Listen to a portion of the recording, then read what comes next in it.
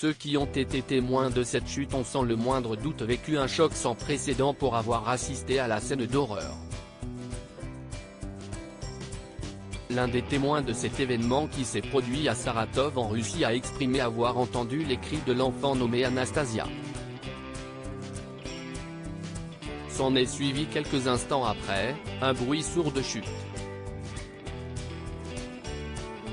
Suspendue au balcon pour avoir pleuré en proie à sa colère, la jeune mère de 23 ans portant le nom d'Anna Rusankina, voulait punir sa fille pour avoir pleuré.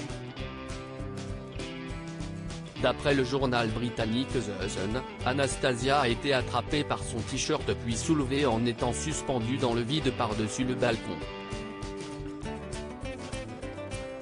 « Maman, j'ai peur ». C'est ce qu'on pouvait entendre sur les images capturées par les caméras de surveillance. C'étaient les derniers mots de la petite fille avant que sa chemise ne se déchire et qu'elle ne tombe à 18 mètres du sol. Ce jour-là, Anna Rusankina rentrait de la boîte de nuit selon les enquêteurs.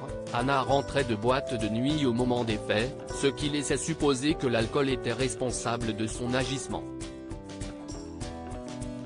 Juste après la chute d'Anastasia, la femme est descendue pour retrouver sa fille gisant sur le sol avant de la remonter à l'appartement familial. On la voit secouer l'enfant sans vie avec l'espoir de la voir manifester des signes de vie. L'alcool est à l'origine de plusieurs scénarios perturbants comme cela a été le cas de l'histoire d'une femme anglaise de 35 ans. Celle-ci était partie faire la fête en laissant son bébé seul à la maison et trempé dans son urine. Anna est soupçonnée d'avoir assassiné sa propre fille. Un témoin anonyme a affirmé avoir entendu des cris provenant d'un des étages de l'immeuble puis un bruit sourd de chute. Interpellé par ce qu'il venait d'entendre, le passant s'est retourné pour découvrir avec stupeur la petite fille ensanglantée gisant sur le bitume. J'ai couru pour appeler les secours. J'étais tellement choqué, a-t-il déclaré. Par ailleurs, d'après la déclaration des voisins, Anna avait assuré qu'Anastasia tentait elle-même de se suspendre au balcon. Mais en avertissant la petite du danger de chute, le drame a fini par arriver. Anna a d'ailleurs été arrêtée pour suspicion de meurtre. Ce récit rappelle des faits assez similaires. Ceux d'une mère négligente qui a laissé son bébé de 3 mois gelé sur le balcon pour un simple prétexte de vengeance. Les conséquences des punitions corporelles pour le magazine Magic Maman, Bruno Hurst, chercheur en pédagogie nouvelle et auteur de J'aide mon enfant à bien vivre l'autorité, explique que les châtiments corporels sont toujours monnaie courante malgré leur interdiction par la loi.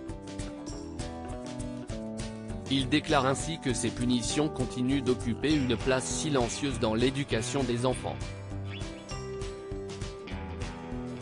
Dans les cas radicaux comme celui du témoignage, il existe plusieurs cas de parents qui, dans leur élan de violence, ont causé la mort de leurs enfants.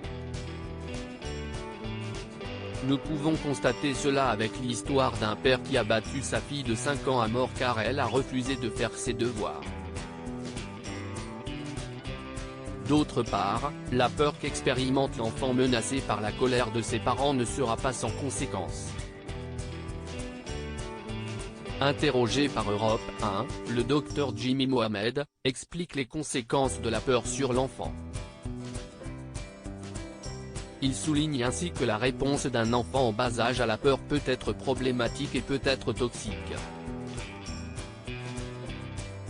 Raison pour laquelle, la peur qu'il ressentira sera nuisible pour sa santé psychique. Alors qu'une certaine dose de cortisol et d'adrénaline sont importantes pour un individu, l'enfant sous l'emprise de la peur va en sécréter en quantité conséquente. Par conséquent, cela altère des neurones et des structures cérébrales qui ont un rôle très important dans l'émotion.